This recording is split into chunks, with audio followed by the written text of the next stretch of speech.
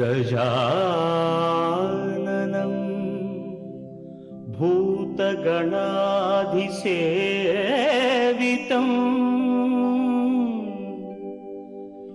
कपित्थजम्बू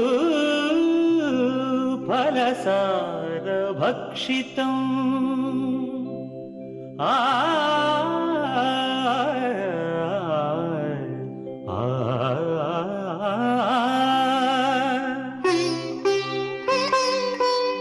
उमासुतं शोकविनाशकारणं नमामि विघ्नेश्वर पादपङ्कजम्।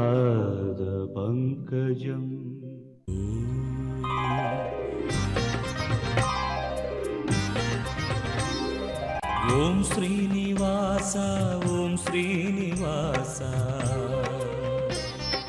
ओम श्रीनिवास ओम श्रीनिवास நாள்தோறும் உன்னை நான் பாட வேண்டும், நான் பாட உந்தன் அருளாசி வேண்டும். ஏழு ஸ்வரங்களுமே ராகம் இசைத்திடுமே, ஏழு ஸ்வரங்களுமே ராகம் இசைத்திடுமே. ஏழு மலை கரசே, ஏழு மலை கரசே. ஓம் ஸ்ரீனிவாசா ஓம் ஸ்ரீனிவாசா ஓம் ஸ்ரீனிவாசா ஓம் ஸ்ரீனிவாசா.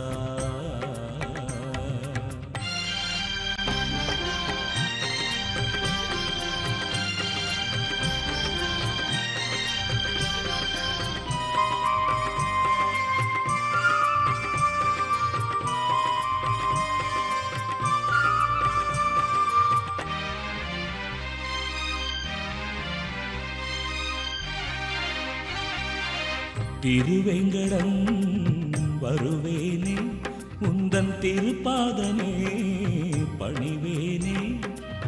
திருவேங்கடம் வருவேனே, உந்தன் திருப்பாதமே பணிவேனே. மலர்மேவிடும் அலர்மேல் மங்கை மணவாளனே ஜெகநாதனே. மலர்மேவிடும் அலர்மேல் மங்கை மணவாளனே ஜெகநாதனே. அழகான மலைவாசனே. ஓம் ஸ்ரீனிவாசா ஓம் ஸ்ரீனிவாசா ஓம் ஸ்ரீனிவாசா ஓம் ஸ்ரீனிவாசா.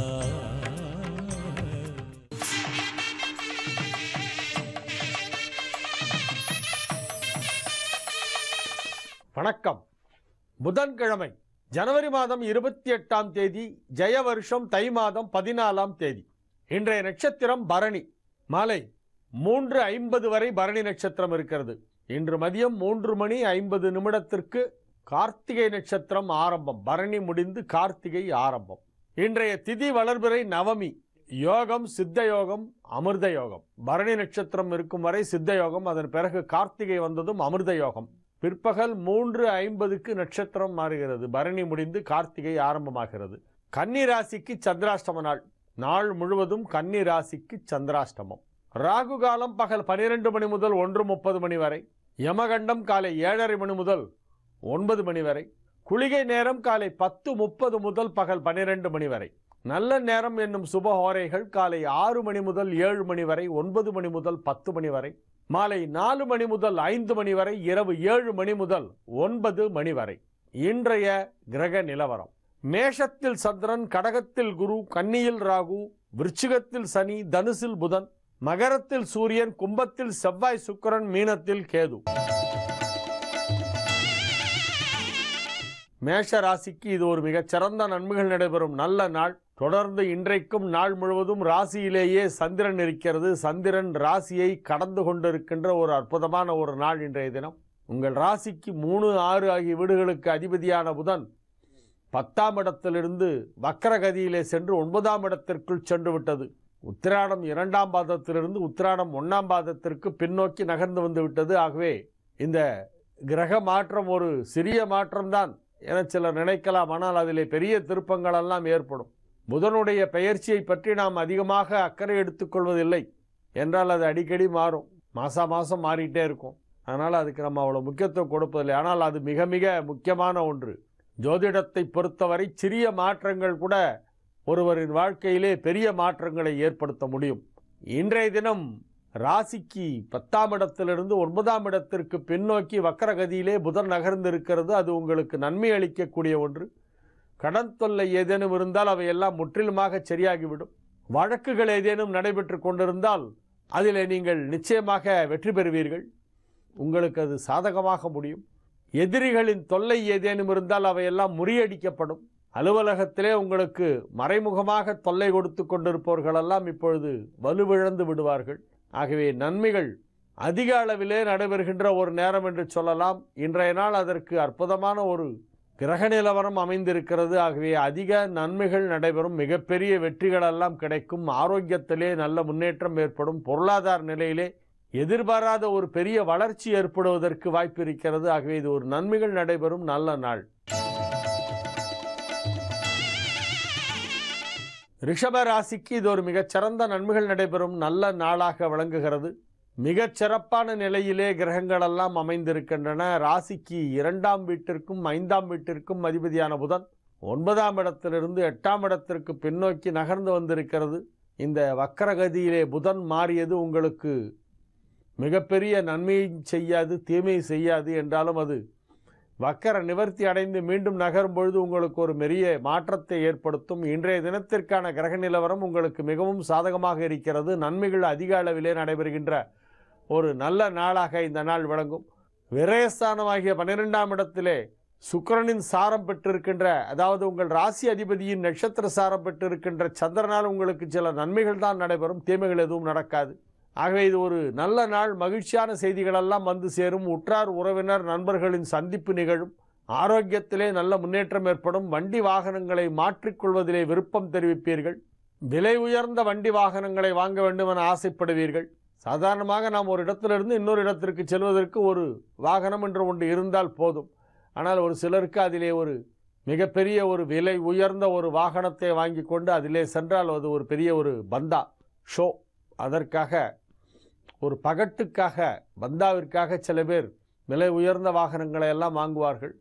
அதை போல ஒரு எண்ணம் உங்களுக்கு ஏற்படும். அதற்கு தேவையான வசதியும் இருக்கும். அதற்கான வாய்ப்பும் உருவாகும். ஆகவே நீங்கள் அவ்வாறு செய்வீர்கள். உங்களது வாகன யோகம் மிகச் சிறப்பாக இருக்கக்கூடிய ஒரு நல்ல நாள்.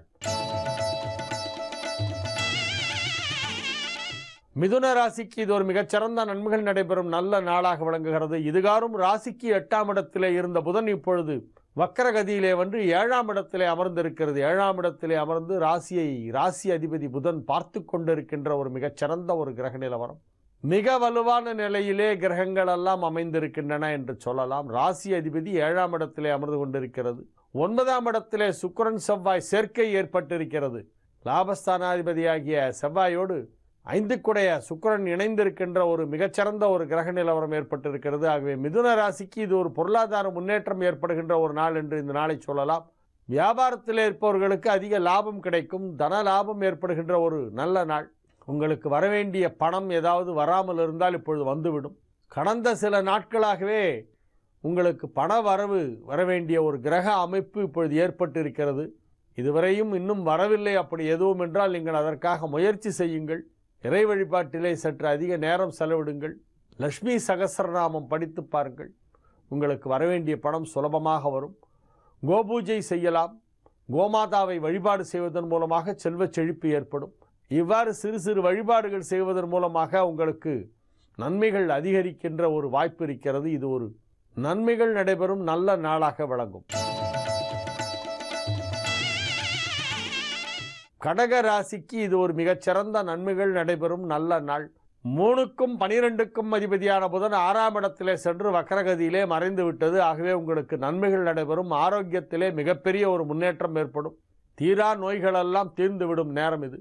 நிரந்தர தீர்வு நோய்களுக்கு ஏற்படக்கூடிய அற்புதமான ஒரு நேரம் என்று சொல்லலாம். ஒரு சில நோய்களெல்லாம் வந்தால் அது ஆயுள் முழுவதும் இருந்தே தீரும். சாகர வரைக்கும் நீ மாத்திரை போட்டுக்கணும் அப்படின்னு டாக்டர் சொல்லுவாங்க. ஆனால் எழுதி கொடுக்கறது ஒரு வாரத்துக்கு தான் எழுதி கொடுப்பாங்க. ஏன்னா அப்போ தான் அடுத்த வாரம் மறுபடியும் போய் அவரை பார்ப்போம். ஆனால் லைஃப் லாங் சாப்பிட்டுட்டே இருக்கணும் சில வியாதிக்கெல்லாம் மாத்திரை. அந்த மாதிரி சில மெடிக்கல் சிஸ்டமில் இருக்குது. ஆனால் இப்பொழுது இயற்கை மருத்துவத்தின் மூலமாக அவ்வாறு வாழ்நாள் முழுவதும் மருந்து மாத்திரை சாப்பிட வேண்டிய அவசியம் இல்லாமல் நோயிலிருந்து குணமடைவதற்கு இப்பொழுது வழிமுறைகளெல்லாம் இருக்கின்றன. அத்தகைய வழிமுறைகளை பற்றி நீங்கள் கேள்விப்படுவீர்கள். அவற்றில் எது நம்பகமான வழிமுறையோ அவற்றை நீங்கள் பின்பற்றி அதன் மூலமாக உங்களது நோய்களெல்லாம் முழுமையாக குணமடையும். மகிழ்ச்சியான சில நல்ல தகவல்களெல்லாம் கிடைக்கும். ஆரோக்கியத்தில் முன்னேற்றம், பொருளாதார நிலையிலே முன்னேற்றம், தொழில் வளர்ச்சி, உத்தியோகத்திலே மிகப்பெரிய ஒரு பதவி உயர்வு என அனைத்து நன்மைகளும் நடைபெறக்கூடிய ஒரு நல்ல நாளாக இந்த நாள் விளங்கும். சிம்ம ராசிக்கு இது ஒரு மிகச்சிறந்த நன்மைகள் நடைபெறும் நல்ல நாள். தனலாபாதிபதி புதன் 5ஆம் இடத்திற்கு வந்திருக்கிறது. இதுகாரம் 6ஆம் இடத்திலே மறைவு பெற்றிருந்த புதன் இப்பொழுது 5ஆம் இடமாக்கிய தனுசிற்கு வந்து குருவின் வீட்டிலே அமைந்திருக்கிறது. ராசி அதிபதி சூரியனுக்கு தொடர்ந்து குரு பார்வை கிடைத்து கொண்டிருக்கிறது. மிகச்சிறப்பான ஒரு கிரக நிலவரம் ஏற்பட்டிருக்கின்ற நாள் என்று இந்த நாளை சொல்லலாம். உங்கள் ராசிக்கு 9ஆம் இடமாகிய மேஷத்திலே பாக்யஸ்தானத்திலே சந்திரன் மிக வலுவான நிலையிலே அமைந்திருக்கிறது. சுக்கிரனின் நட்சத்திரமான பரணியிலே சந்திரன் இருக்கக்கூடிய ஒரு நாள். உங்கள் ராசிக்கு ஜீவனஸ்தானாதிபதியாகிய சுக்கிரனின் நட்சத்திர சாரம் பெற்றிருப்பதால் உங்களது தொழில் வளர்ச்சி மிகச் சிறப்பாக இருக்கும். அதிலும் குறிப்பாக சுக்கிரன் தொடர்புடைய தொழில்கள், கலைத்துறை, உணவுத்துறை, ஆடை அணிகலன், ஆரோக்கியம், மருத்துவம், அழகுத்துறை போன்றவற்றிலே உள்ளவர்கள் தொழில் புரிபவர்களுக்கெல்லாம் அதிக அளவிலான தொழில் வளர்ச்சி, பொருளாதார முன்னேற்றமும் ஏற்படும். மிகப்பெரிய நன்மைகளெல்லாம் நடைபெறுகின்ற ஒரு நல்ல நாளாக இந்த நாள் விளங்கும். சிம்ம ராசிக்கு இது ஒரு மகிழ்ச்சியான நாள். கன்னி ராசிக்கு இன்று நாள் முழுவதும் சந்திராஷ்டமம் இருக்கிறது. ஆகவே புதிய முயற்சிகளில் இறங்க வேண்டாம். எதை செய்தாலும் சிந்தித்து செய்ய வேண்டும். எண்ணித் துணிக கருமம் துணிந்த பின் எண்ணுவம் என்பது இழுக்கு. யாகாவார் ஆயினும் நாகாக்க காவாக்கால் சோகாப்பர் சொல்லிழுக்கப்பட்டு இனிய உளவாக இன்னாத கூறல் கனியிருப்ப காய் கவர்ந்தற்று. சந்திராஷ்டமத்தன்னைக்கு இந்த 3 திருக்குறளும் ஞாபகத்துக்கு வரணும் எல்லாருக்கும். ஆகவே நீங்கள் எதை செய்தாலும் யோசித்து செய்ய வேண்டும். எதை வேண்டுமானாலும் பேசிவிடலாம் என்று பேசிவிடக்கூடாது. எதை சொன்னாலும் அது இனிமையாக சொல்ல வேண்டும். இதையெல்லாம் நீங்கள் மனதிலே கொண்டு அதற்கேற்ப பக்குவமாக நடந்து கொள்ள வேண்டிய ஒரு நாள். பணம் கொடுக்கல் வாங்கலை தவிர்த்து விட வேண்டும். பயணங்களின் பொழுது உடைமைகளை பத்திரமாக பார்த்து கொள்ள வேண்டும். ரிஸ்க் எடுக்கக்கூடிய எந்த ஒரு விஷயத்தையும் செய்யக்கூடாது. முதலீடுகள் கண்டிப்பாக செய்யக்கூடாது. மிகுந்த எச்சரிக்கையுடன் இருக்க வேண்டிய ஒரு நாள். துலா ராசிக்கு இது ஒரு மகிழ்ச்சியான நாள். நன்மைகள் அதிக அளவிலே நடைபெறுகின்ற அற்புதமான ஒரு நாளாக இந்த நாள் விளங்குகிறது. உங்கள் ராசி அதிபதி மிகவும் வலுவான நிலையிலே ராசிக்கு 5ஆம் இடத்திலே நட்பு கிரகமான சனியின் வீட்டிலே கும்பத்தில் சஞ்சரித்து கொண்டிருக்கின்ற ஒரு அற்புதமான ஒரு நேரம் நடைபெற்று கொண்டிருக்கிறது. 12 குடைவன் 3ஆம் இடத்திலே வந்து வக்கரகதியிலே அமைந்திருக்கிறது. பாக்யாதிபதி புதன் பாக்யஸ்தானத்தை பார்த்து கொண்டிருக்கிறது. தனுசிலிருந்து 7ஆம் பார்வையாக மிதுனத்தை பார்க்கிறது. ஆகவே உங்களுக்கு நன்மைகள் அதிக அளவிலே நடைபெறுகின்ற ஒரு மிகச்சிறந்த நாளாக இந்த நாள் விளங்குகிறது. உங்கள் ராசியிலிருந்து வரிசையாக பார்த்தால் 2ஆம் இடத்திலே சனி, 3ஆம் இடத்தில் புதன், 4ஆம் இடத்தில் சூரியன், 5ஆம் இடத்தில் செவ்வாய், சுக்கிரன், 6இல் கேது, 7இல் சந்திரன், வரிசையாக கிரகமாலிகா யோகம் போல அமைந்திருக்கின்ற ஒரு அற்புதமான ஒரு நாள். ஆகவே நீங்கள் மிகப்பெரிய வெற்றிகளை அடையக்கூடிய ஒரு நாள் என்று இந்த நாளை சொல்லலாம். கல்வி பயிலும் மாணவ மாணவியர் இன்றைய தினம் ஏதேனும் தேர்வு எழுதினால் அதிலே வெற்றி கிடைக்கும். உத்தியோகத்திற்காக இன்றைய தினம் ஏதேனும் நேர்முக தேர்வு இன்டர்வியூ அட்டென்ட் பண்ணினால் அதிலே நீங்கள் தேர்ந்தெடுக்கப்படுவீர்கள். பொருளாதார நிலையிலே நல்ல வளர்ச்சி ஏற்படுகின்ற ஒரு நாள். சுய தொழில் செய்கின்றவர்களுக்கு அதிலே மிகப்பெரிய லாபம் கிடைக்கும். உங்களுடைய போட்டியாளராக அல்லது போட்டியாளர் என்று சொல்லாவிட்டாலும் அதே துறையைச் சேர்ந்த வேறு ஒரு நிறுவனத்தைச் சேர்ந்தவர் தங்களுடைய நிறுவனத்தையும் உங்களே எடுத்துக்க சொல்லி கேட்பார்கள். 2 கம்பெனி ஒன்றா அமால்கமேட் பண்ணிடுவீங்க. இன்றைக்கி மெர்ஜ் ஆகிடும் 2 கம்பெனி. ஸோ உங்களுக்கு காம்படிட்டரே இருக்க மாட்டாங்க. நீங்கள் தான் தனிக்காட்டு ராஜாவாக இருப்பீர்கள். அப்படி ஒரு மிகப்பெரிய ஒரு மாற்றம் உங்களது தொழிலிலே வியாபாரத்திலே ஏற்படக்கூடிய ஒரு அற்புதமான நாளாக இந்த நாள் விளங்குகிறது. மிகவும் மகிழ்ச்சியாக இருப்பீர்கள். விருச்சிக ராசிக்கு இது ஒரு மிகச்சிறந்த நன்மைகள் நடைபெறும் நல்ல நாள். ராசிக்கு 2ஆம் இடத்திலே புதன் வந்திருக்கிறது. 3ஆம் இடத்திலே இருந்த புதன் இப்பொழுது 2ஆம் இடத்திற்கு வந்திருக்கிறது. லாபஸ்தானாதிபதி தனஸ்தானம் வந்தால் பொருளாதார முன்னேற்றம் ஏற்படும். மிக அற்புதமான கிரக அமைப்பு ஏற்பட்டிருக்கின்ற ஒரு நல்ல நேரம் என்று சொல்ல வேண்டும். ராசிக்கு 6ஆம் இடத்திலே சந்திரன் இருக்கிறது. ராசி அதிபதி செவ்வாயின் மற்றொரு வீடான மேஷத்தில் சந்திரன். இது ஒரு பெரிய ஒரு யோகம். 6ஆம் இடத்து சந்திரன் என்பது உங்களுக்கு அற்புதமாக நன்மை செய்யக்கூடியது. மிகச் சிறப்பான ஒரு கிரக நிலவரம் ஏற்பட்டிருக்கின்ற ஒரு நல்ல நாள். ஆகவே இந்த நாளிலே நீங்கள் மிக பெரிதாக ஏதேனும் சாதிப்பீர்கள். கிடைத்தற்கரிய மிகப்பெரிய நல்ல சந்தர்ப்பங்கள் எல்லாம் உங்களுக்கு கிடைக்கும். அரிய சந்தர்ப்பங்கள் எல்லாம் கிடைக்கும். மகிழ்ச்சியாக இருப்பீர்கள். உத்தியோகத்தில் உள்ளவர்கள், சுய தொழில் செய்கின்றவர்கள், மாணவ மாணவியர், இல்லத்தரசிகள், குழந்தைகள் அனைவருக்கும் இது நன்மை பயக்கும் நாளாக விளங்குகிறது. அதிக நன்மைகள் நடைபெறுகின்ற ஒரு நல்ல நாள். கலைத்துறையினருக்கும் மருத்துவத்துறையினருக்கும் அதிக அளவிலே தொழில் வளர்ச்சி ஏற்படும். தனுசு ராசிக்கு இது ஒரு மிகச்சிறந்த நன்மைகள் நடைபெறும் நல்ல நாளாக விளங்குகிறது. ராசிக்கு 5ஆம் இடத்திலே சந்திரன் இருக்கிறது. உங்கள் ராசிக்கு 7க்கும் 10க்கும் அதிபதியான புதன் ராசிக்குள் வந்துவிட்டது. 2ஆம் இடம் சென்ற புதன் வக்ரமடைந்து பின்னோக்கி நகர்ந்து ராசிக்குள் வந்துவிட்டது. ஆகவே ராசியிலே புதன் அமர்ந்து கொண்டிருப்பது உங்களுக்கு நன்மை. தொழில் வளர்ச்சி மிக சிறப்பாக இருக்கும். 7, 10 ஆகிய இரு கேந்திரங்களுக்கு அதிபதியான புதன் ராசிக்கு வரும்பொழுது நன்மை செய்யும். கேந்திராதிபத்திய தோஷங்கிறது வேற, அதை பற்றி வேறு ஒரு நாள் விளக்கம் தருகிறேன். ஆனால் கோச்சாரத்திலே புதன் ராசியை கடக்கும் பொழுது நன்மைத்தான் செய்யும். அதிலும் வக்கரத்தில் வந்துவிட்டு திரும்பி செல்லும் பொழுது 2 மடங்கு அதிக நன்மைகளை செய்யும் புதன். பொன் கிடைச்சாலும் புதன் கிடைக்காதுமாங்க. புதன் தான் ரொம்ப ஜாஸ்தி நல்லவு பண்ணுமா. புதன் வலுவாக இருந்தால் அவர்கள் கல்வியிலே முதன்மை ஸ்தானம் வகிப்பார்கள். மிகப்பெரிய அறிவாளிகளுக்கெல்லாம் புதன் உச்சமாக இருக்கும். புதன் வலுவாக இருப்பது என்பது மிக மிக அபூர்வம், துர்லபம். அவனே துர்லபோ தானே. ஆகவே அத்தகைய ஒரு புதன் இப்பொழுது உங்களுடைய ராசிக்கு வந்திருக்கிறது என்பதால் உங்களுக்கு நிச்சயமாக இது ஒரு நல்ல நேரம். இன்றைய நாள் உங்களுக்கு ஒரு நல்ல நாள். மிகப்பெரிய சாதனைகளை எல்லாம் செய்வீர்கள். இந்த ராசியிலே உள்ள மாணவ மாணவியரின் கல்வி முன்னேற்றம் அபாரமாக இருக்கும். மகர ராசிக்கு இது ஒரு மிகச்சிறந்த நன்மைகள் நடைபெறும் நல்ல நாள். மிக மிக வலுவான நிலையிலே கிரகங்கள் எல்லாம் அமைந்திருக்கின்றன. ராசியிலே சூரியன் குரு பார்வையிலே அமைந்திருக்கிறது. அஷ்டமாதிபதியை குரு பார்த்து கட்டுப்படுத்தி விட்டது. நன்மை செய்யும் கிரகங்கள் மிக சிறப்பான நிலையிலே இருக்கின்றன. ராசிக்கு 12ஆம் இடத்திலே புதன், 2ஆம் இடத்திலே சுக்கிரன். ராசி அதிபதிக்கும் ராசிக்கும் குரு பார்வை கிடைத்துக் கொண்டிருக்கிறது. ஆகவே நீங்கள் இப்பொழுது மகிழ்ச்சியாக இருப்பீர்கள். நன்மைகள் அதிக அளவிலே நடைபெறும். 7குடையவன் 4ஆம் இடத்திலே வலுவாக இருப்பதால் நன்மைகள் நடைபெறும். 7குடைய சந்திரன் 4ஆம் இடமாகிய கேந்திரத்திலே மிகச் சிறப்பான நிலையிலே இருக்கிறது. வளர்பிறையிலே சுக்கிரனின் நட்சத்திரத்தை கடந்து கொண்டிருக்கின்ற ஒரு நாள் என்பதால் நீங்கள் மகிழ்ச்சியாக இருப்பீர்கள். வியாபாரத்திலே மிகப்பெரிய ஒரு லாபம் கிடைக்கும். வண்டி வாகனம் தொடர்பான, போக்குவரத்து தொடர்பான, ஆட்டோமொபைல் இண்டஸ்ட்ரி தொடர்பான தொழிலில் உள்ளவர்களுக்கு தொழில் வளர்ச்சி மிகச் சிறப்பாக இருக்கும். இன்றைய நாள் அனைத்து விதமான தொழிலில் உள்ளவர்களுக்கும் தொழில் முன்னேற்றம் வெகு சிறப்பாக இருக்கும். மகர ராசிக்கு இது ஒரு மகிழ்ச்சியான நாள். முயற்சிகள் அனைத்தும் வெற்றி பெறுகின்ற ஒரு நாளாக இந்த நாள் விளங்கும்.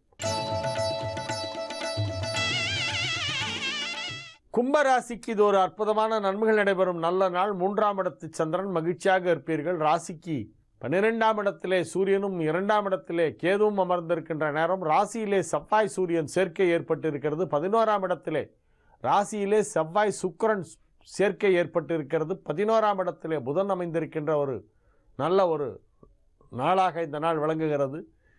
அதிக நன்மைகள் நடைபெறக்கூடிய ஒரு நல்ல நாள் என்று இந்த நாளை சொல்லலாம். அசையா சொத்து வாங்கும் வாய்ப்பு இப்பொழுது மிகச் சிறப்பாக இருக்கிறது. அதற்கான முயற்சியிலே நீங்கள் இறங்கினால் அது வெற்றிகரமாக நடந்து முடியும். இதுவரை சொந்த வீடு இல்லாத கும்பராசிக்காரர்களுக்கு இப்பொழுது வீடு வாங்கும் யோகம் ஏற்படும். சின்னதாக ஒரு இடம் இருந்தாலும் போதும். சொந்தமாக சும்மா ஒரு 10க்கு 10 இடம் கூட வாங்கலாம். சக்திக்கு தகுந்தாற்போல் நீங்கள் ஒரு வீடு அமைத்துக் கொள்வீர்கள். சொந்த வீடு அமையும் நேரம் இப்பொழுது அமைந்து விட்டது. ஆகவே உங்களை தேடி வரும் அத்தகைய வாய்ப்புகள் எல்லாம் கிடைக்கும். வீடு வாங்கும் நேரம் என்று இந்த நேரத்தை சொல்லலாம். இப்பொழுது அசையா சொத்து வாங்குவீர்கள். கிரகப்பிரவேசம் செய்வதற்கு நல்ல நாள் குறித்து கொடுக்க வேண்டும் என்று என்னை தேடி வரப்போகிறீர்கள். நன்மைகள் நடைபெறும் ஒரு நல்ல நாளாக இந்த நாள் விளங்குகிறது. மீன ராசிக்கு இது ஒரு மிகச்சிறந்த நன்மைகள் நடைபெறும் நல்ல நாள். ராசிக்கு 10ஆம் இடத்திலே புதன் வந்திருக்கிறது. இதுகாரும் 11ஆம் இடத்தில் இருந்த புதன் இப்பொழுது 10ஆம் இடத்திற்கு வந்திருக்கிறது. ராசி அதிபதி 5ஆம் இடத்திலே அற்புதமாக உச்சம் பெற்று இருக்கிறது. 2ஆம் இடத்து சந்திரன் உங்களுக்கு நன்மை செய்து கொண்டிருக்கின்ற ஒரு அற்புதமான ஒரு நேரம். நன்மைகள் அதிக அளவிலே நடைபெறுகின்ற ஒரு நல்ல நாளாக இந்த நாள் விளங்கும். மிகவும் மகிழ்ச்சியாக இருப்பீர்கள். ஆரோக்கியத்திலே நல்ல முன்னேற்றம் ஏற்படும். அற்புதமான முன்னேற்றம் எல்லாம் ஏற்படுகின்ற ஒரு நாள் என்று இந்த நாளை சொல்லலாம். உங்களது ஆரோக்கியம் சிறந்து விளங்கும். மிக மிக சிறப்பான ஒரு உடல் ஆரோக்கியம் ஏற்படும். பொருளாதார நிலையிலே நல்ல வளர்ச்சி ஏற்படும். பொருளாதார மேம்பாடு, குடும்பத்திலே சுப நிகழ்ச்சிகள் நடைபெறுவது, சேமிப்புகள் துவங்குவது. நிறைய பெண்கள்லாம் நல்லா நிறைய சேமிப்பு பண்ணுவாங்க. நகைச்சீட்டு, புடவைச்சீட்டு, பாத்திரச்சீட்டு இப்படியெல்லாம் சேர்த்துட்டு இருப்பாங்க. ஆண்கள் 3 சீட்டு விளையாடிட்டு இருப்பாங்க. பெண்கள் என்ன பண்ணுவாங்க, சீட்டு சேர்க்குறேன்னு சொல்லி காசெல்லாம் சேமித்து வைப்பாங்க. இப்போ பார்த்தா ஆண்கள்லாம் ரொம்ப சேமிப்பில் விழிப்புணர்வோடு இருக்கிறார்கள். பெண்கள் அதிகமாக செலவு செய்கிறார்கள் நிறைய குடும்பங்களிலே. ஆனால் இன்றைய தினம் மீனராசியை பொறுத்தவரை புதிய சேமிப்புகளை உருவாக்கக்கூடிய ஒரு அற்புதமான ஒரு நாளாக இந்த நாள் விளங்குகிறது. புதிய சேமிப்புகளை துவங்குவீர்கள். அதில் உங்களுக்கு ஆர்வம் ஏற்படும். நகைக்கடை சீட்டு, பாத்திரக்கடை சீட்டு, துணிக்கடை சீட்டு, அந்த மாதிரி இன்னும் ஏதாவது கடையில் சீட்டெல்லாம் இருந்தால் எல்லாம் சேருவீங்க. சேமிப்பு பழக்கம் அதிகரிக்கின்ற ஒரு நேரம் என்று சொல்ல வேண்டும். நன்மைகள் அதிக அளவில் நடைபெறும் நல்ல நாள். நாளைய விசேஷங்கள். நாளைய தினம் கார்த்திகை விரதம். மாதம் கிருத்திகை நட்சத்திரத்துக்கு விரதம் இருக்கிறவங்க நாளைக்கு இருக்கணும். நாளைய தினம் வியாழக்கிழமை கிருத்திகை நட்சத்திரம். இன்னைக்கு சாயந்தரமே கிருத்திகை ஆரம்பிச்சிடுது. இருந்தாலும் காலை நேரத்தில் மதிய நேரத்திலே கிருத்திகை நட்சத்திரம் என்றைக்கு இருக்கிறதோ அன்றைக்குத்தான் விரதம் இருக்கிறது வழக்கம். ஆகவே மாதம் கிருத்திகை விரதம் இருப்பவர்கள் கார்த்திகை விரதம் என்று அதை சொல்வார்கள். நாளைய தினம் அந்த விரதம். இன்னைக்கு பரணி, நாளைக்கு கிருத்திகை, நாளைக்கு கிருத்திகை விரதம். முருகப்பெருமானை வழிபாடு செய்ய வேண்டிய நாள் நாளைய தினம். குருவாய் வருவாய் அருள்வாய் குகனே என்று குருவாரமாகிய நாளைய தினம் முருகப்பெருமானை அனைவரும் வணங்க வேண்டும். மீண்டும் நாளைய நிகழ்ச்சியிலே உங்களை சந்திக்கும் வரை உங்களிடமிருந்து விடைபெற்றுக் கொள்வது உங்கள் வழிகாட்டி ஜோதிடர் ஹரிகேசநல்லூர் வெங்கட்ராமன். வணக்கம். ஜி தமிழ் தொலைக்காட்சி நேயர்களுக்கு வணக்கம். ஒளிமயமான எதிர்காலம் நிகழ்ச்சி மூலமா ஓம்காரம் பகுதியில சந்திக்கிறதுல ரொம்ப சந்தோஷம். உங்களுடைய வாழ்க்கையில் மேன்மை அடைய, உங்களுடைய பிரச்சனைகள் தீர, ஜாதக ரீதியான சந்தேகங்களுக்கு விடை காண யோக ஆஞ்சநேயர் சக்தி பீடம், அனுமன் உபாசகர் ஜோதிட சிம்மம், திருவல்லிக்கேணி சுவாமி கண்ணன் பட்டாச்சாரியா உங்களுடைய பிரச்சனைகளுக்கு விடை சொல்லுவார். வணக்கம் சுவாமிஜி. நாராயணா. சுவாமிஜி, இன்றைய தினம் எப்படி இருக்கு? என்னென்ன பூஜைகள் இருக்கு? என்னென்ன ஆன்மீக குறிப்புகள் இருக்கு சுவாமிஜி? சர்வதத்மார்த்தாதிகம் கர்ம நிகிலம் ஏனசு த்ரிதம் தஸ்மை சமஸ்த வேதார்த்த விதே விகணசே நமக. ஓம் கம் கணபதியே நமக. அபராஜித பிங்காக்ஷ நமஸ்தே ராமபூஜிதா. கிருஷ்ணம் வந்தே ஜகத்குரும். ஜெயந்தி மங்களாகாளி பத்ரகாளி கபாலினி துர்காஷமா சிவாதாத்ரி ஸ்வாகாஸ்வதா நமோஸ்துதே. குரு பிரம்மா குரு விஷ்ணு குருதேவோ மகேஸ்வரகா குரு சாட்சாத் பரம்பிரம்மா தஸ்மை ஸ்ரீ குரவே நமக.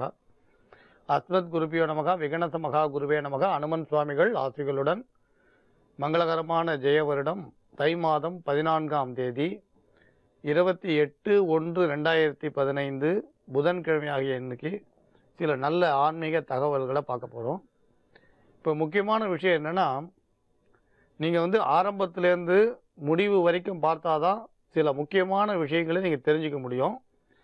எல்லாருக்கும் நாங்கள் கேள்விக்கு பதில் சொல்லும் பொழுது அந்த கேள்விகளுக்கு இடையில முக்கியமாக மற்றவங்களுக்கும் பயன் தரக்கூடிய சில பதில்கள் எங்ககிட்டேருந்து வரும். அது நீங்கள் மனசில் நினைச்ச ஒரு விஷயத்துக்கு கூட விடையாக அமையலாம். இப்போ உதாரணமாக எல்லாரும் கடன் பிரச்சனைக்கு லக்ஷ்மி குபேரனை பூஜை பண்ணணும்னு நினச்சிட்டு இருப்பீங்க. அப்போ வேறு பூஜைகள் ஏதாவது இருக்கான்ற சந்தேகம் இருந்துக்கிட்டே இருக்கும், அதுக்கு விடை கிடைக்கும். அதே மாதிரி சந்தான கோபாலகிருஷ்ண மந்திரம் மட்டும் ஜபித்தால் புத்திர பேருக்கு நல்லதாக நினச்சிட்டு இருப்பீங்க. அப்போ புத்திர பாக்கியத்துக்கு வேறு ஒரு மந்திரத்தை பற்றி சொல்லுவோம். இது நடுவில் சாதாரணமாக இந்த அஞ்சனம்னா மை. உங்களுக்கு புரியணுன்னா நீங்கள் சொல்கிறீங்க இல்லையா, ரட்சைன்னு சொல்லுவீங்க, மைன்னு சொல்லுவீங்க, அஞ்சனம் சொல்லுவீங்க. இது ஏற்கனவே சில மந்திரங்களுக்கு நடுவில் அஞ்சன மைன்றதை பற்றி பேசியிருக்கோம். ஆனால் அதை எப்படி நிஜமாகவே நேரடியாக நீங்கள் தயாரித்து உபயோகப்படுத்தலாம், அது என்ன மந்திரம் சொல்லலாம், அந்த அஞ்சன மை எப்படி பண்ணுறதுன்னு இடையில சொல்ல போகிறோம். இன்றைக்கி இல்லை நாளைக்கு இல்லை அடுத்த வாரம் சொல்லுவோம். ஆனால் நீங்கள் நிதானமாக பார்த்துக்கிட்டே வரும்பொழுது இடையில நேரம் கிடைக்கும் போது அந்த ஒரு அருமையான விஷயத்தை உங்களுக்கு சொல்ல போகிறோம். அதை தவிர எந்திரம்னா என்ன, தாந்திரிகம்னா என்ன, மாந்திரிக பிரயோகம்னா என்ன, அது மாதிரி பல விஷயங்களை இடையில சொல்ல போகிறோம். நீங்கள் அதனால் இந்த கேள்வி பதில்களை முழுமையாக பார்த்துட்டு வரும்பொழுது தான் உங்களுக்கு கட்டாயம் அது புரியும். இன்னையிலேருந்து நம்ம நிறைய விஷயங்கள் பார்க்க போகிறோம்னு நினைக்கிறேன் சுவாமிஜி. நிறைய நேர்கள் இணைப்பில் காத்துக்கிட்டே இருக்காங்க. முதல் நேர் யார் எங்கேருந்துன்னு பார்த்துடலாம். வணக்கம். வணக்கம். வணக்கம், உங்களுடைய பேர் சொல்லுங்க சார். பெங்களூர்ல இருந்து பாண்டியன் பேசுறேங்க. பாண்டியன் சார், நீங்க என்ன பண்ணிட்டு இருக்கீங்கன்னு தெரிஞ்சுக்கலாமா? நான் வந்து ஒரு ஃபேக்டரி நடத்திட்டு இருக்கேன் பெங்களூர்ல. ஒரு கிச்சன் எக்யூப்மெண்ட் செய்யக்கூடிய ஒரு தொழிற்சாலை இது. வந்து commercial kitchens through out India வந்து இந்த ஹோட்டல்ஸ், ரெஸ்டாரண்ட்ஸ், காலேஜ் ஹாஸ்டல்ஸ் இந்த மாதிரியான கேன்டீன்களுக்கு, கல்யாண மண்டபம், திருப்பதி, அப்புறம் தர்மஸ்தலா போன்ற கோயில்களுக்கு எல்லாம் பெரிய பெரிய லெவல்ல கிச்சன் எக்யூப்மெண்ட் செஞ்சு கமிஷன் பண்ணி அதை வந்து நடத்திட்டு இருக்கோம். சரிங்க சார். யாருக்கு சம்பந்தப்பட்ட கேள்விகள் வந்து நீங்க சுவாமிஜி கேட்கணும்? என்னோட மகள் சம்பந்தப்பட்ட கேள்வி கேட்கணும். ஓகே. அவங்களுடைய பேர், பிறந்த தேதி, ராசி, நட்சத்திரம் தெரிஞ்சுக்கலாமா சார்? பேர் வந்து சரண்யா லக்ஷ்மி அண்ட் தேதி வந்து 10/12/1997. அஸ்வினி நட்சத்திரம், மேஷ ராசி. சரிங்க சார். அவங்களுக்காக வந்து என்ன கேள்வி நீங்க சுவாமிஜி கிட்ட இன்னைக்கு கேட்கணும்? அவங்க வந்து இப்போ +2 படிச்சுட்டு இருக்காங்க. நான் படிப்புல நல்லா இருந்தாங்க. ஒரு 4-5 வருஷத்துக்கு முன்னாடி எல்லாம் ஒரு குட் ஸ்டூடெண்டா இருந்தாங்க. அப்படியே கிராஜுவலா படிப்புல ஆர்வம் கம்மி ஆயிட்டு, அதாவது ஒரு ஹார்ட் ஒர்க் போட முடியல, ஒரு மாதிரி டல் ஆயிட்டாங்க. கொஞ்சம் டிப்ரெஷன் லெவலுக்கும் போறாங்க. சோ இப்ப எக்ஸாம்ஸ் +2ன்றது வந்து ஒரு சேஞ்சிங் டர்னிங் பாயிண்ட் எல்லாரோட லைஃப்லயும். அதனால எங்களுக்கு கொஞ்சம் கவலையா இருக்கு. அதை பத்தி கேட்கணும்னு ஆசைப்படுறேன். கண்டிப்பா சார், நீங்க கவலைப்படாதீங்க. இதற்கான தீர்வு என்ன அப்படிங்கிறது வந்து நம்ம சுவாமிஜி கிட்ட சப்தரிஷி வாக்கியம் மூலமா கேட்டு தெரிஞ்சுக்கலாம். சுவாமிஜி, மூத்த குழந்தையா? ரெண்டாவது மகள். முதல் வந்து மகன், மூத்த மகன். அவன் வந்து இப்போ ஃபைனல் இயர் இன்ஜினியரிங் படிச்சுட்டு இருக்கான். ரெண்டாவது பொண்ணு வந்து +2 படிக்கிறாங்க சுவாமி. இவங்க பிறந்தது பெங்களூர்லயா? ஆமா, பெங்களூர்ல மாலை 12:15, அதாவது 12:15 பிறந்தாங்க சுவாமி. இப்ப நீங்க வந்து கேட்டது வந்து இவங்களுக்கு வந்து மன அழுத்தம் அதிகமா இருக்கு படிப்புல. இவங்க மேற்கொண்டு எப்படி படிப்பாங்கன்றத பத்தி சந்தேகம் கேக்குறீங்க. ஆமா சுவாமி. இப்ப நீங்க கேள்வி கேட்ட நேரத்துல சப்தரிஷி வாக்கியப்படி இந்த ஜாதகருக்கு வந்து உங்களுக்கு சந்திர பகவான் லக்ன கேந்திர மாதிரி வந்து பாப கிரகங்களால பார்க்கப்பட்டார். அதனால இந்த ஒரு பதட்டம் இருந்துகிட்டே இருக்கும். ஆனா என்னன்னு கேட்டீங்கன்னா, ஒரு 1.5 வருட காலம் நீங்க வந்து இந்த ஜாதகரோட படிப்பு விஷயத்துல நிதானமான போக்கு தான் நல்லது. பொதுவா சொல்லணும்னா இவங்களுக்கு வந்து திங்கட்கிழமை கல்வி சம்பந்தமான புதிய முடிவுகள் ஒத்து வராது. அதே நேரத்துல சூரியன் அஸ்தமிச்சு இரவு நேரத்துல, அதாவது சந்திரன் பலம் பெறக்கூடிய நேரத்துல இவங்க படிக்கிறதோ ஒரு காரியம் ஆரம்பிக்கிறதோ வெற்றிகரமா இருக்காது. அதனால பொதுவா இவங்க வந்து இந்த 10 மணிக்கு 11 மணிக்கு மேல படிக்கிறதும், திங்கட்கிழமை கல்வி அந்த காலேஜ் சேர்றது, இல்ல கல்வி சம்பந்தமான ஒரு அப்ளிகேஷன் போடுறது, இந்த மாதிரி எதுவா இருந்தாலும் திங்கட்கிழமையே நீங்க தவிர்க்கலாம். 2. இப்ப இந்த கல்வி வந்து சிறப்பா வர்றதுக்கு ரொம்ப எளிமையான பரிகாரம் என்னன்னு கேட்டீங்கன்னா, பொதுவா வந்து நாங்க சொல்றது வந்து சரஸ்வதி தேவி ஆராதனை ரொம்ப விசேஷம்னு சொல்லுவோம். இந்த ஜாதகருக்கு வந்து சித்திர மாதம் சித்ரா பௌர்ணமி அன்னைக்கு உங்களுக்கு வந்து சரஸ்வதி படம் வச்சு ஒரு கலசம் வச்சு, அந்த கலசத்துல கொஞ்சம் வெட்டி வேர் சேர்த்து, ஏலக்காய் லவங்கம் சேர்த்து, இந்த ஏலக்காவி லவங்கம் பொடி பண்ணி சேர்த்துட்டு வெட்டி வேர் சேர்த்து ஒரு தட்டுல அரிசி வச்சு அது மேல இந்த கலசத்தை வச்சிருங்க. கலசத்துல வச்சுட்டு அதுல வந்து புண்ணிய நதிகள்லாம் இருக்கிறதா பாவனை பண்ணிடுங்க. அது சரஸ்வதி படம் வச்சு, சரஸ்வதிக்கு வந்து வெத்தலை பாக்கு, தாம்பூலம், பழம், பானகம், இந்த இதெல்லாம் எல்லா விதமான இதுவும் சேர்த்துட்டோம். அன்னைக்கு ஏதாவது ஒரு இனிப்பு நைவேத்தியம் பண்ணி வெள்ளை தாமரையால 108 தாமரையால சரஸ்வதிய அன்னைக்கு நீங்க வழிபாடு பண்ணுங்க. அதுக்கு அஷ்டோத்திர புஸ்தகம் கிடைக்கிறது. அந்த வெள்ளை தாமரை கிடைக்கலன்னா வாசனை பூக்களால பண்ணலாம். இது வந்து இப்ப இதை பண்ணிட்டோம். அது இந்த இது முடிஞ்ச பிறகு அந்த தீர்த்தத்தை எடுத்து மாவளை, மஞ்சள் கொத்து, தீர்த்தம் இது இருக்கு இல்லையா மாவளை, அதுல தீர்த்தத்தை வந்து சேர்த்துட்டு, பொதுவா வந்து இதை வந்து நான் சொல்ற விஷயங்கள்லாம் எல்லா இடத்துலயும் கிடைக்கக்கூடிய விஷயம் தான் சொல்றேன். அதை வந்து புரோட்சணை பண்ணுங்க. யாருக்கு? உங்க பொண்ணுக்கு வந்து நல்லா தெளிச்சுட்டு அந்த தீர்த்தத்தை சாப்பிட கொடுங்க. இல்ல பக்கத்துல ஒரு அர்ச்சகர் இருந்தாருன்னா அவரை வர சொல்லி லகு சங்கல்பம் பண்ண சொல்லி சரஸ்வதி தேவியை வழிபாடு பண்ணி அந்த தீர்த்தத்தை புரோட்சணை பண்ண சொல்லி, அன்னைக்கு முக்கியமான ஏதாவது ஒரு புஸ்தகத்தை எடுத்து அந்த இடத்துல பூஜை ரூம்ல ஒரு முறை படிக்க சொல்லுங்க.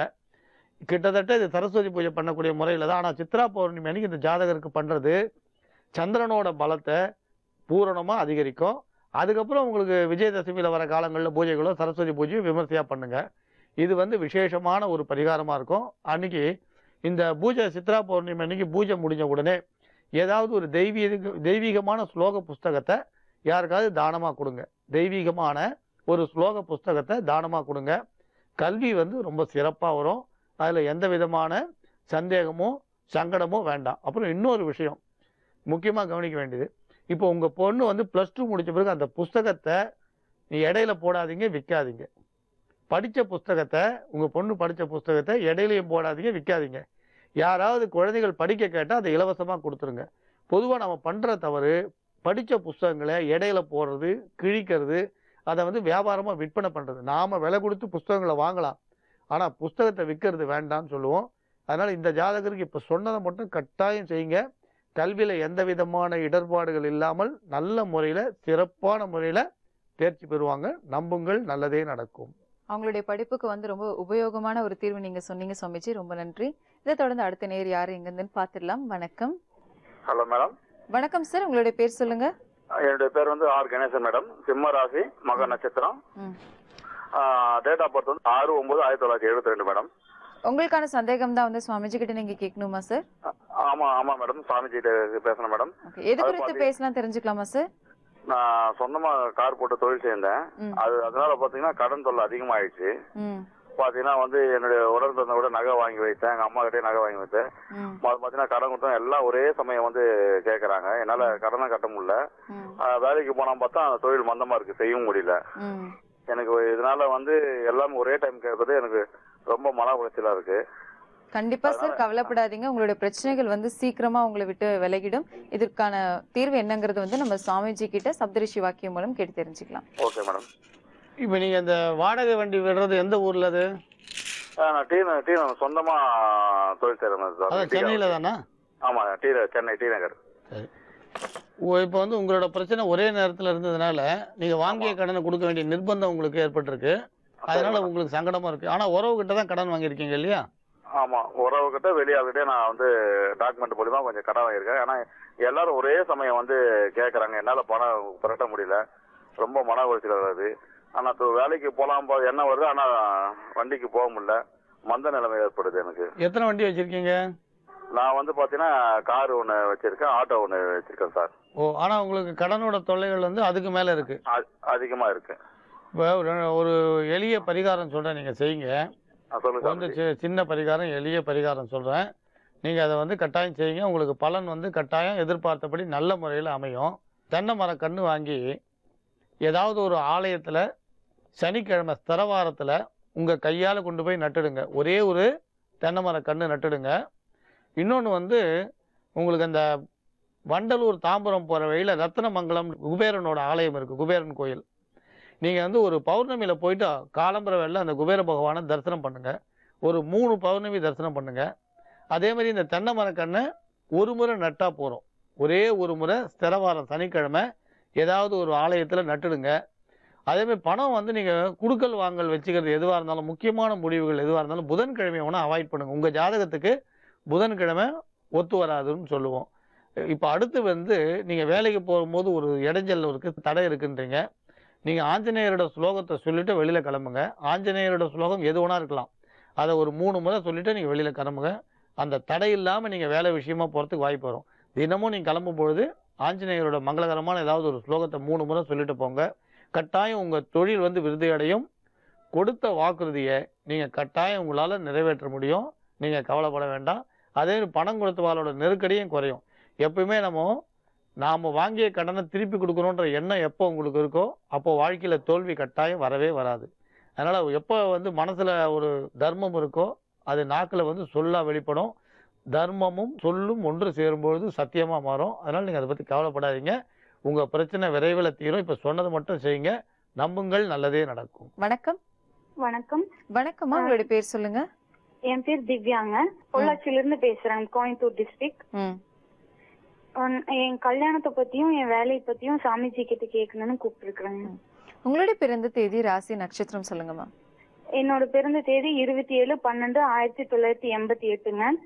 என்னோட ராசி கடக ராசி, ஆயில்ய நட்சத்திரம், தனுசு லக்னம்.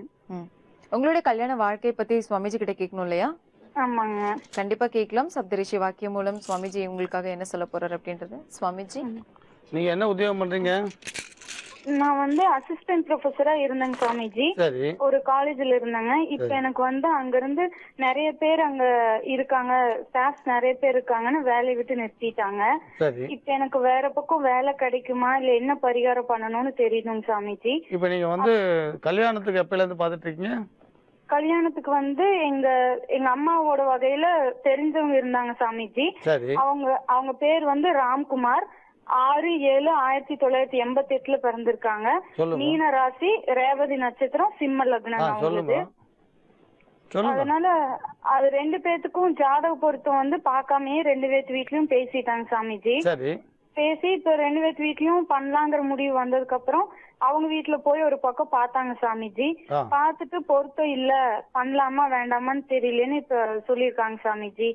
அதாவது முக்கியமா இப்ப உங்களுக்கு சொல்ல போற பதில் பல பேருக்கு பயன் தரக்கூடியதா இருக்கும். சரிங்க சாமி. முதல்ல உங்களுக்கு உத்தியோக லாபம் உண்டாறதுக்காக நீங்க வந்து வியாழக்கிழமை தோறும் ஒரு வியாழக்கிழமையும் அயகிரிவர் படம் வச்சு உங்களுக்கு வந்து அயகிரிவரோட ஸ்லோகத்தை சொல்லிடுவாங்க.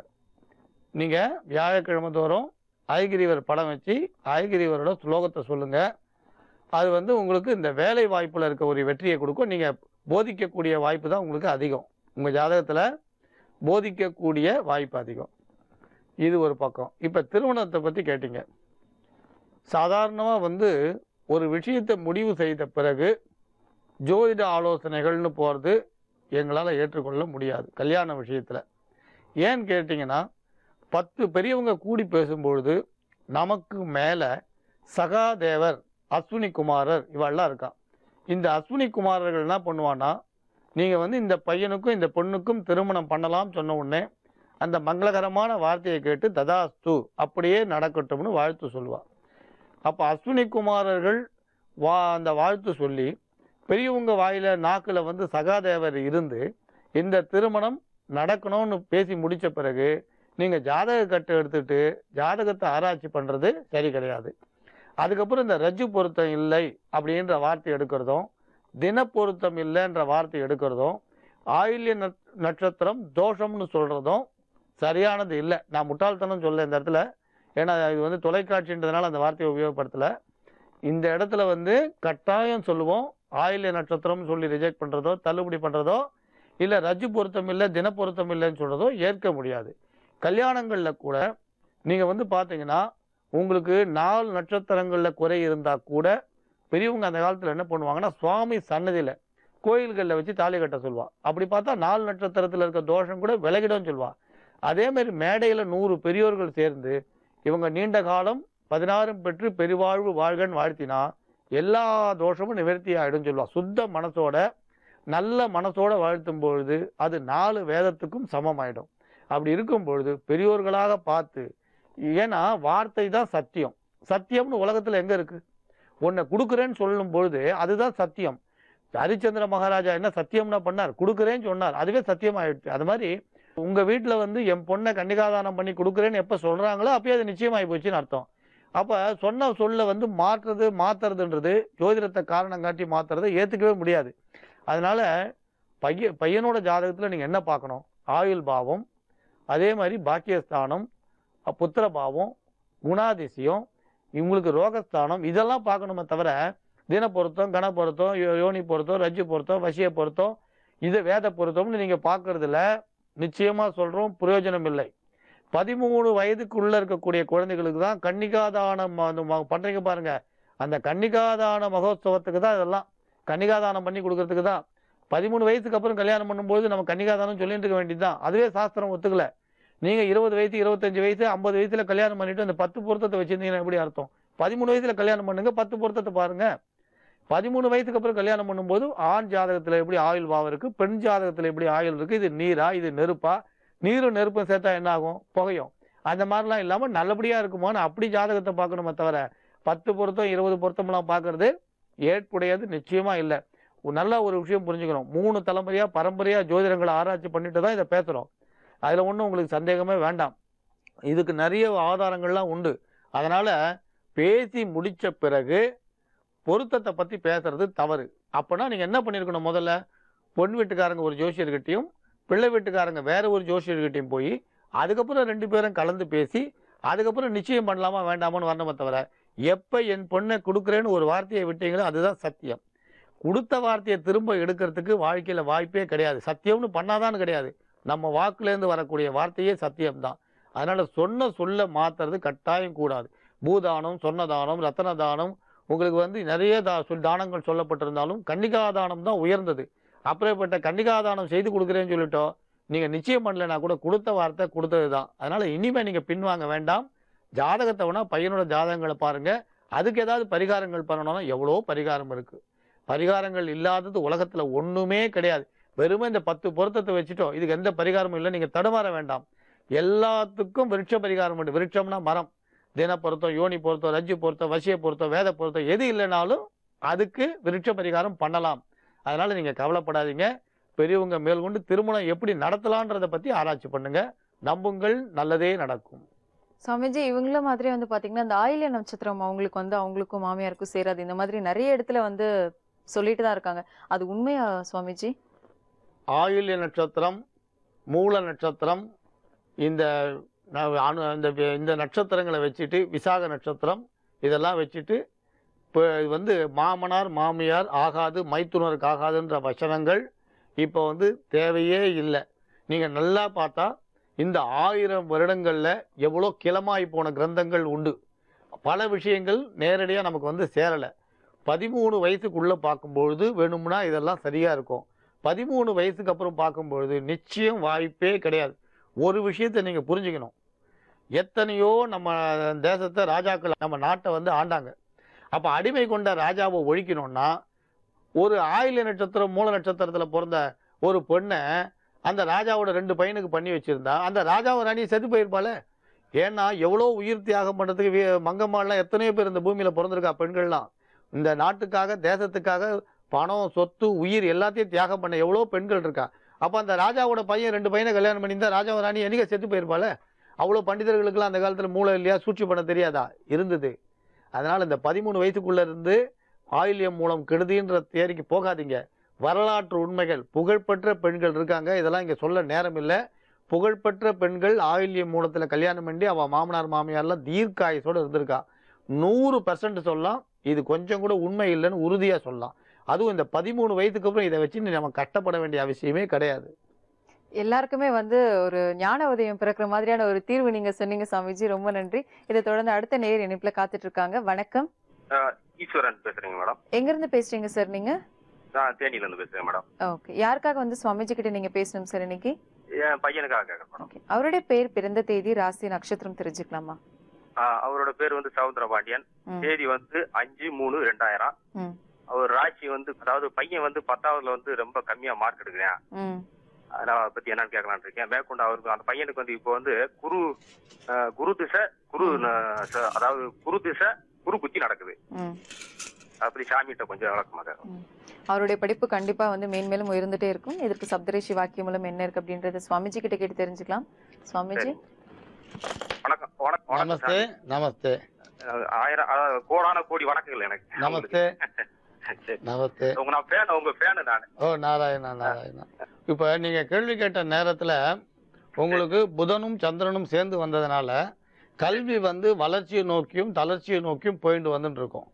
ஆனால் இப்போ இவரை பொறுத்த வரைக்கும் கணிதனை பொறியாளைக்கு கற்றறியும் கலைகள் தேர்ச்சி பெறுவார்னு ஒரு குறிப்பிட்ட ஒரு விஷயத்தில் நல்ல தேர்ச்சி பெறக்கூடிய ஜாதகம். இந்த ஏற்ற இறக்கங்கள்ன்றது கரெக்டாக 2 வருஷம் 6 மாத காலத்துக்கு ஏற்ற இறக்கங்கள் இருக்கும். ஆனால் தோல்விகள் வரத்துக்குரிய வாய்ப்பு வந்து கிடையாது. இப்போ சரியாக சொல்கிறதா அந்த 2 வருஷம் 6 மாதத்தில் இவர் அடுத்த முக்கியமான கட்டத்தை நோக்கி இவர் அடியெடுத்து வைப்பார். அதனால் இப்போ நான் இவருக்கு வந்து ரொம்ப எளிய பரிகாரம்னு நீங்கள் வந்து இவருக்கு அபிராமி அந்தாதியை நீங்கள் இவருக்கு தொடர்ந்து தினமும் ஒரு ஸ்லோகம் வீதம் அபிராமி அந்தாதி படிச்சுட்டு வரலாம். அது மாதிரி படிச்சுட்டு வர்றது இவருக்கு கல்வியில் வந்து நல்ல தேர்ச்சி தரக்கூடியதாக, தேர்ச்சி பெற வைக்கக்கூடியதாக அமையும். 1. 2வது விஷயம், ஏதாவது ஒரு செவ்வாய்க்கிழமையோ வெள்ளிக்கிழமையோ ஏதாவது ஒரு கிழமையை தேர்ந்தெடுத்து நீங்கள் பெண் தெய்வ ஆலயத்துக்கு போய் அபிஷேக ஆராதனைகள்லாம் பண்ணி சிவப்பு வஸ்திரம் சாத்தி இவர் பேரில் வழிபாடு பண்ணுங்க. இந்த கல்வியில் இருக்கிற ஒரு தளர்ச்சி கட்டாயம் மாறும், மலர்ச்சி உண்டாகும். இப்போ சொன்ன பரிகாரம், இந்த எளிய பரிகாரம் மட்டும் போகிறோம். கட்டாயம் இவருக்கு வந்து எதிர்பார்த்த ஒரு இலக்கை நோக்கி போகக்கூடிய வாய்ப்பு நிச்சயம் கிடைக்கும். நம்புங்கள், நல்லதே நடக்கும். இன்னைக்கு கால் பண்ண நேர்களா இருக்கட்டும், இல்ல பாத்துட்டு இருக்க நேர்களா இருக்கட்டும், எல்லாருக்குமே வந்து ஒரு நல்ல தீர்வுகள் சொன்னீங்க. நிகழ்ச்சியோட ஆரம்பத்துல சொன்ன மாதிரி வந்து நிறைய விஷயங்கள் இன்னைக்கு நீங்க எங்க எல்லாருக்காகவும் சொன்னீங்க சுவாமிஜி, ரொம்ப நன்றி. மங்களானி பவந்து. உங்களுடைய பிரச்சனைகள் தீர்வதற்காகவும் உங்களுடைய ஜாதக ரீதியான சந்தேகங்களுக்கு விடை காணவும் யோக ஆஞ்சநேயர் சக்தி பீடம் அனுமன் உபாசகர் ஜோதிட சிம்மம் திருவல்லிக்கேணி சுவாமி கண்ணன் பட்டாச்சாரியார் சப்தரிஷி வாக்கியம் மூலம் தீர்வு சொல்லுவார். நீங்களும் சுவாமிஜி கிட்ட பேசணும்னா OME space name space city என டைப் செய்து 57575 என்ற எண்ணிற்கு நீங்க மெசேஜ் பண்ணீங்கன்னா நாங்க உங்களுக்கு கால் பண்ணுவோம். மீண்டும் நாளை சந்திக்கலாம். இது ஓம்காரம்.